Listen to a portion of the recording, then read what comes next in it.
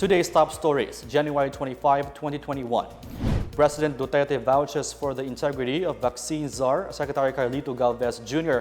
amid corruption allegations. More contact tracers arrive in Mountain Province following reports of the presence of the new UK COVID-19 variant. Filipinos are urged to buy locally assembled vehicles. And an employee of the DPWH is hailed for his honesty.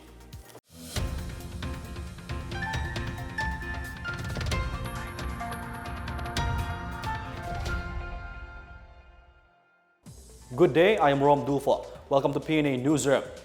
Our top story, President Rodrigo Duterte vouches for the integrity of vaccine czar Secretary Carlito Galvez Jr. The president says Secretary Galvez is a man of honor and has no links to corruption. He made the statement after some senators earlier questioned Galvez for his refusal to disclose the prices of the COVID-19 vaccines. Secretary Galvez is doing everything he can. Mabutit natapos nagiprangkahan ko talaga sila. Yung sabi ko, posta ko yung presidency ko nga. Walang graft yan. At si Secretary Galvez kilala ko. Para sa akin, I was there in MARAWI when we were fighting the Islamists. And I saw in him Kaya nung pag-retire niya, kinuha ko. Now, let me be very clear. Doon sa mga local governments, wala akong objection kung magbili ang local government para iturok doon sa mga tao. Ang akin lang is that kung ano man ang i-vaccinate, just clear it with the FDA. PCO Secretary Martin Andanar said this year will be a notable one as the government is set to roll out its biggest inoculation campaign in the country. Andanar assures the Filipino people will have equitable access to COVID-19 vaccines. He said the government has a menu of vaccines under negotiations to be able to meet the targeted 70 million Filipinos to be immunized. He said the government does not have any policy which favors a specific vaccine brand or country from which it originates. He also reiterated that local government units are allowed to purchase doses of vaccines from their local appropriations, given that they are coordinated with the National Task Force against COVID-19. In Mountain Province, the first batch of contact tracers from the Department of Health arrived to augment the local tracing teams looking for carriers of the UK coronavirus variant. This after the local government noted 12 individuals who tested positive for the UK variant of COVID-19. DOH Secretary Francisco Duque III said the 12 cases comprised of 7 males and 5 females, with 3 of them below 18 years old and 3 above 60, all from Bontoc. The youngest among those affected is a 5-year-old child. Of the 12 cases, 11 are from Barangay Samoki and 1 is from Barangay Bontoc 3. Duque says aside from 12 cases in Bontoc, 1 sample from La Trinidad Benguet was also found positive of the COVID-19 coronavirus variant. There are now 15 contact tracers from DOH Cordillera Regional Office and 10 from ILOCOS region. 20 other contact tracers from the DOH Regions 2 and 3 will also be deployed. Meanwhile, Bontoc Mayor Franklin Odsey has placed barangays Bontoc 3, Kalutit, and Poblacion under critical zone. Said areas are also placed under enhanced community quarantine from January 25 to 31. The local government in the Cordillera region wants a higher quarantine classification for Cordillera from the current Modified General Community Quarantine or MGCQ into General Community Quarantine or GCQ. This measure is being eyed to contain the further spread of the coronavirus disease after it detected the presence of the UK variant of COVID-19 in the region. Report shows there are 16 local government units in the region classified as critical epidemic areas due to the high number of cases.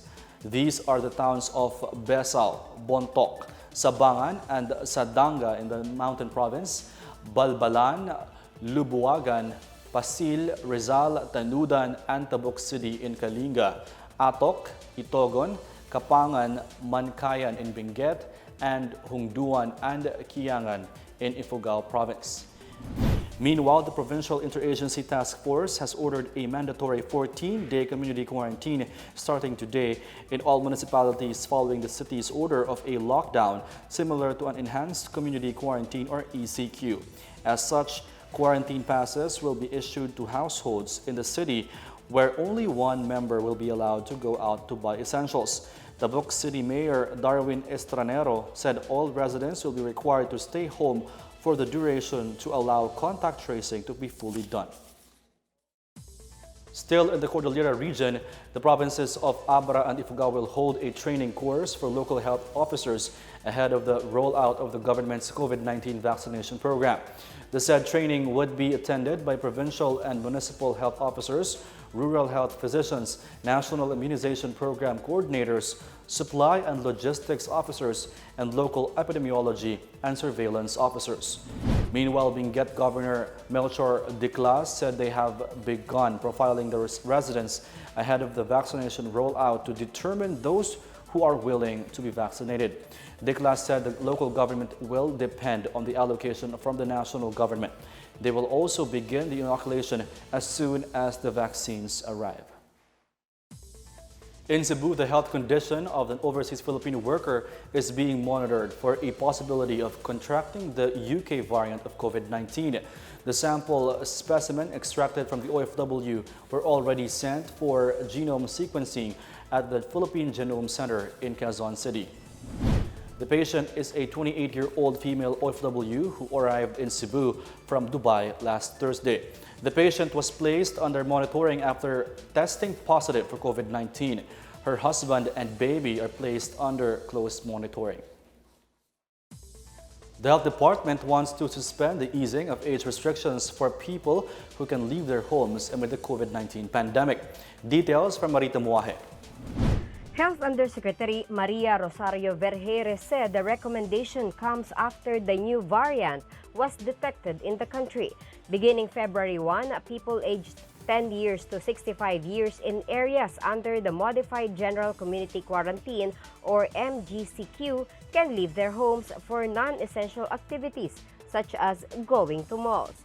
The possible easing of age restrictions in areas under General Community Quarantine or GCQ is up to the local governments. Sa ngayon na lumalabas na itong variant ay naandito, naka-apekto rin sa 3 kabataan dito sa mga kaso sa ngayon. Amin pong iniisip na baka sakali na makapagrekomenda tayo na maaari muna nating hindi ipagpatupad ito pong pagpapalabas ng mga bata so that we can prevent more infections. But nevertheless, tayo po ay makikinig sa kung anumang desisyon ng IATF na ibibigay sa atin. Cabinet Secretary Carlo Nograles also backed the said measure. He said parents or guardians will have to accompany children aged 10 to 14 should they decide to go out in areas under the MGCQ status. He also said the country's daily COVID-19 cases are still manageable. For Trade Secretary Ramon Lopez, easing of the age restriction will also benefit the economy. He said that based on their surveys, business revenues could double or triple when more segments of the market are allowed to go outside. Lopez said family activities such as shopping and dining accounted for 50% of stores' revenues. He said this will help businesses to survive amid challenging environment during the pandemic, to prevent more closure of enterprises and shedding more jobs. Despite the relaxed age restriction, he said strict implementation of the minimum health standards shall be kept. For the PNA Newsroom, I'm Marita Muahe. Still to come, President Rodrigo Duterte hails the heroism of soldiers fighting the Islamist extremists in SULU. And more than 200 barangays in Davao receive financial aid from the National Task Force to End Local Communist Armed Conflict or NTF-ELCAC. More on these when the PNA Newsroom continues.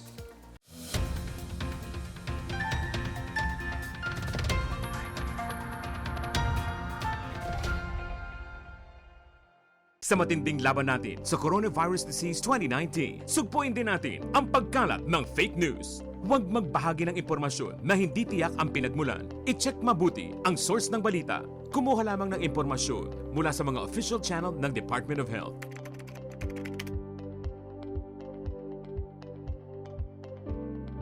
Huwag magpadala sa maling balita. Basta't sama-sama at laging handa. Kaya natin to. Isang paalala mula sa DOH, PCOO, KBP at ng himpilang ito.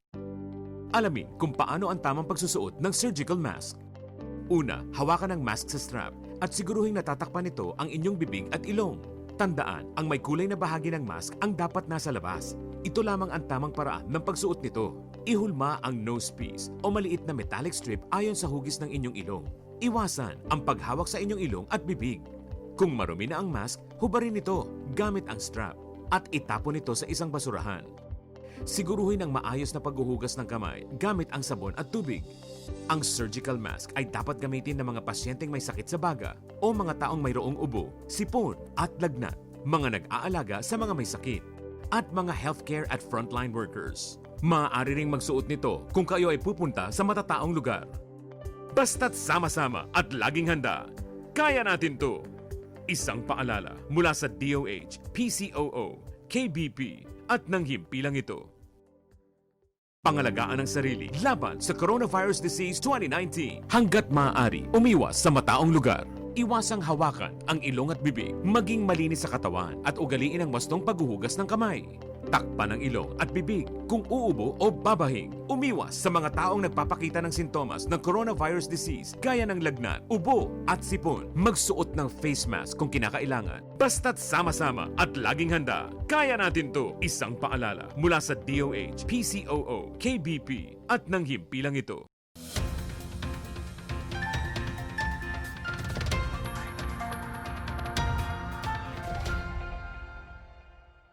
President Duterte hailed the heroism of soldiers fighting the Islamist extremists in SULU, promising them full support to ensure their welfare and the well-being of their families. The president visited Camp Teodolfo Bautista in Jolo, SULU on Friday, where he led the conferment of the Order of Lapu-Lapu with the rank of Kamagi on 23 soldiers. The president also commended the personnel of the Joint Task Force SULU and the 11th Infantry Division for their recent gains against the Abu Sayyaf group. As the country marks the second year of the bombing of the Cathedral of Our Lady of Mount Carmel on January 27, he said the government will do everything in its power to prevent similar acts of cowardice and violence. President Duterte also assured the members of the security forces that they will get the first COVID-19 jabs as well as their families. The president also witnessed the ceremonial distribution of food packs and turned over a check to Armed Forces of the Philippines Chief of Staff General Gilbert Capay. The country commemorated on Monday the gallantry of the SAF-44, members of the Special Action Force who died in Mamasapano, Maguindanao, 6 years ago. PNP SAF officers and enlisted personnel on Monday commemorated the 6th anniversary of the SAF-44's sacrifice in Camp Bagong DIWA, Taguig City. PNP Chief General Debold Sinas, together with DPWH Secretary Mark Villar and other police officials, led the wreath-laying ceremony at the monument honoring the SAF-44. The SAF-44 died in a clash with members of the Moro Islamic Liberation Front, or MILF, and the Bangsamoro Islamic Freedom Fighters. They were tasked to pursue the terrorists Zulkifli bin Hir alias Marwan and Basit Usman. President Duterte declared every 25th of January as the National Day of Remembrance for the gallant SAF-44. The Department of National Defense thanked President Duterte for his readiness to purchase more helicopters to replace the aging UH-1 UE combat utility helicopters of the Philippine Air Force. President Duterte made the announcement last Friday to acquire more helicopters for PAF and decommission its aging assets to protect the lives of military personnel. DND spokesperson Arsenio Andalong also pointed out that PAF received 6 modern S-70I Black Hawks late last year from Polish company PZL Milik and manufactured under license from Sikorsky, USA. The entire order is worth $241 million. 10 more S-70Is are expected to be delivered this year. The acquisition was part of Horizon 2 of the AFP modernization program. All PAF UAs were ordered grounded following the helicopter crash in Impasugong, Bukidnon, which killed 5 military personnel and 2 militiamen. Task Force Bangon Marawi has partnered with various civil society organizations based in LANAO del Sur to closely monitor the rehabilitation efforts in Marawi City. TFBM Chair and Housing Czar Eduardo del Rosario said the move is part of the government's efforts to fast-track reconstruction projects in the war-torn city. Under this partnership, the LANAO del Sur People's Council, or LDSPC, will be allowed to visit Marawi City's most affected areas to conduct a regular ocular inspection of the ongoing projects. LDSPC is composed of local CSOs based in LANAO del Sur. The group vowed to help the government hasten its efforts, particularly by closely monitoring projects slated to be completed this year. A total of 215 barangays in the Davao region will be given 20 million pesos for the Barangay Development Program under the National Task Force to End Local Communist Armed Conflict. The Barangay Development Program, or BDP, is the flagship program of the Duterte administration for poverty alleviation and development in the context of addressing the root causes of insurgency. The identified barangays have previously been cleared of the threat and influence of a communist terrorist group from 2016 to 2019. National Security Advisor Herb Hennes Esperon Jr. said the program was intended to curb recruitment of the New People's Army. The barangay recipients will spend a 20 million peso fund through farm-to-market roads, school buildings, water and sanitation, reforestation, and health stations. The target rollout date is on or before March 15. The prices of pork in northern Mindanao have increased as other areas in the country turn to the region for their meat supply in the wake of the African swine fever threat. The Department of Agriculture in Region 10 notes local producers have raised prices amid offers from swine traders from Luzon, Visayas, and other regions in Mindanao. DA10 assures, although suppliers from elsewhere source pork from hog farmers in the region, there is still sufficient supply for local consumers. With about 600% pork sufficiency, Agriculture Secretary William Dar has urged the region to provide more supply in Metro Manila and other areas in Luzon and Visayas to stabilize prices. The Northern Mindanao Hog Raisers Association has also assured DA10 that it will find ways to regulate pork prices, especially for the region's consumers.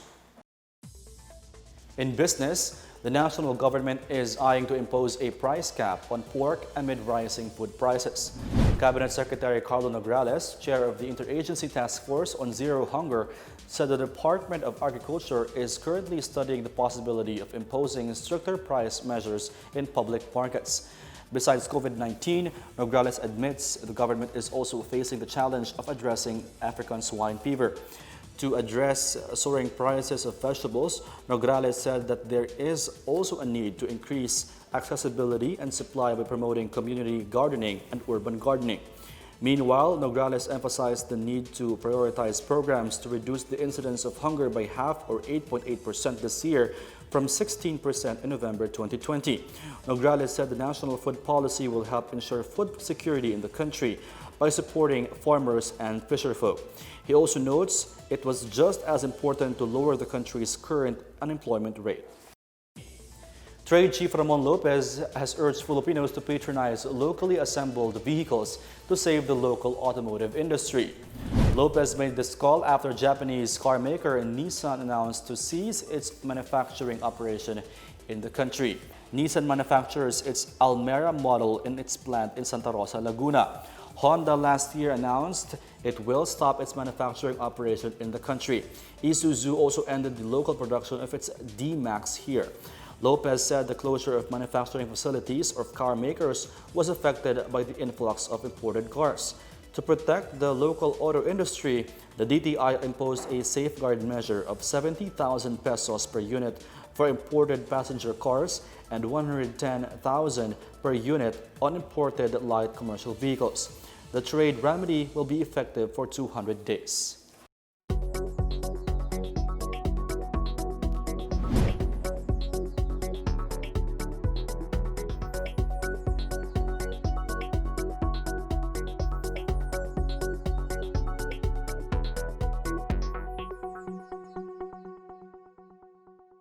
Up next, an employee of the DPWH is hailed for his honesty. And two-time Philippine national wushu champion LITO ADIWANG bounces back from his tough loss last year. The PNA Newsroom returns after these reminders.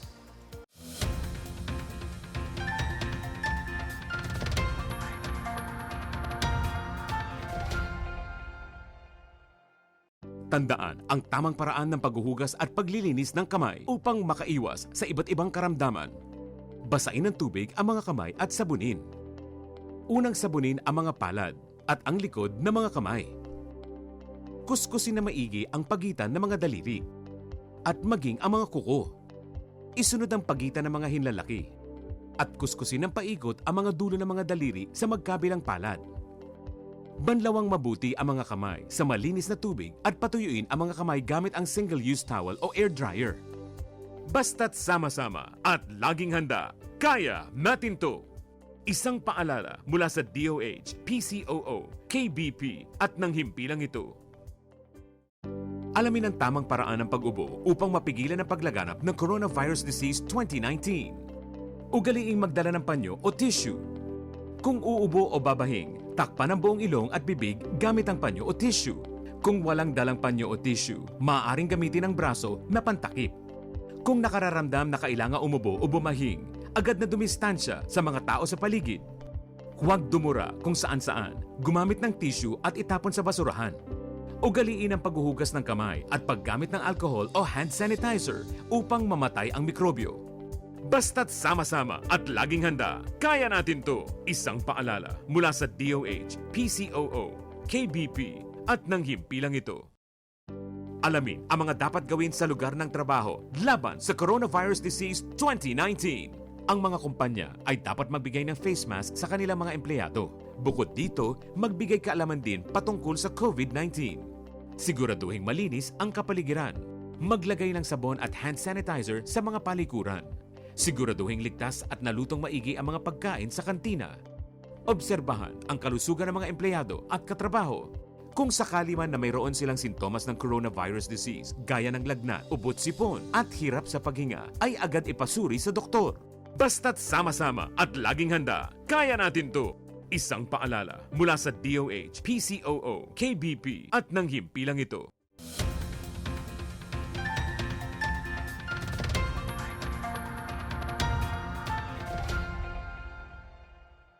The Provincial Veterinary Office of Ilocos Norte appealed to online sellers to cooperate with local authorities to keep the province free from African swine fever.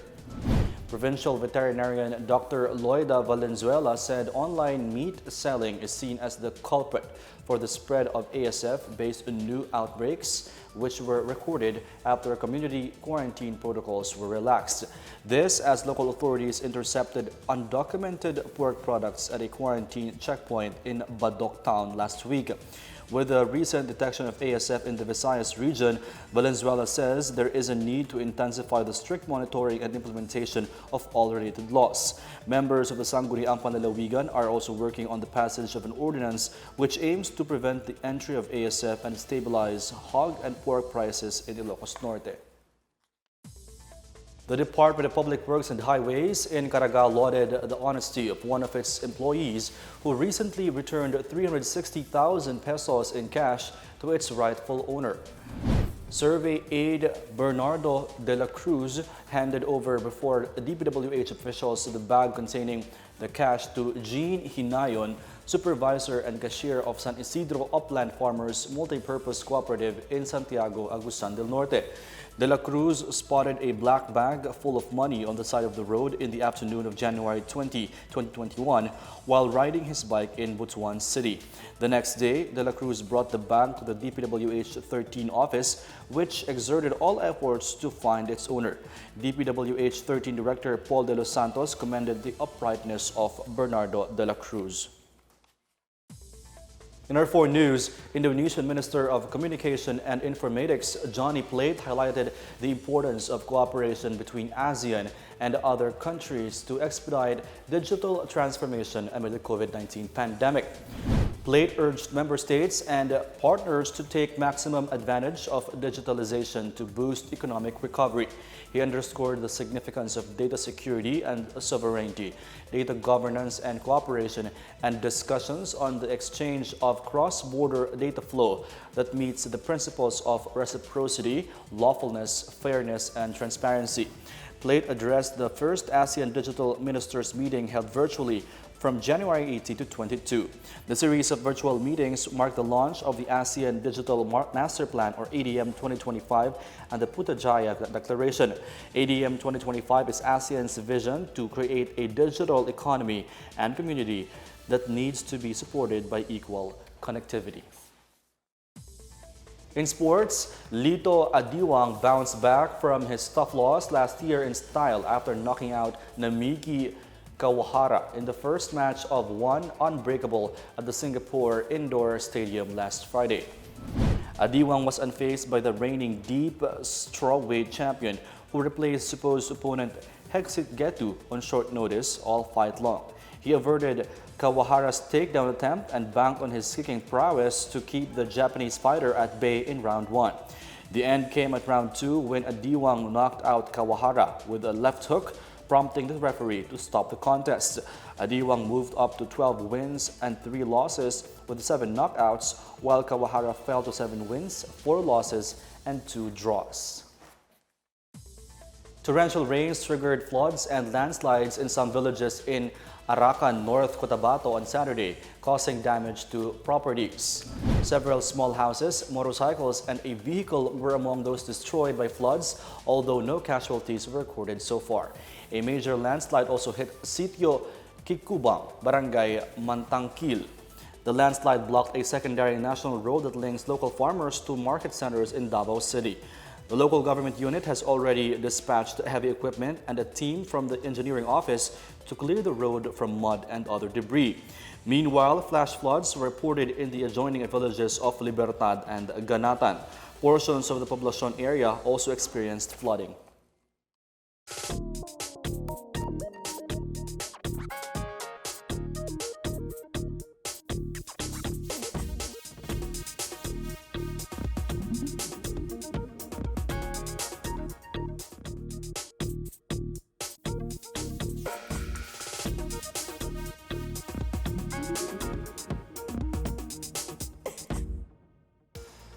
Take one more look at today's biggest stories.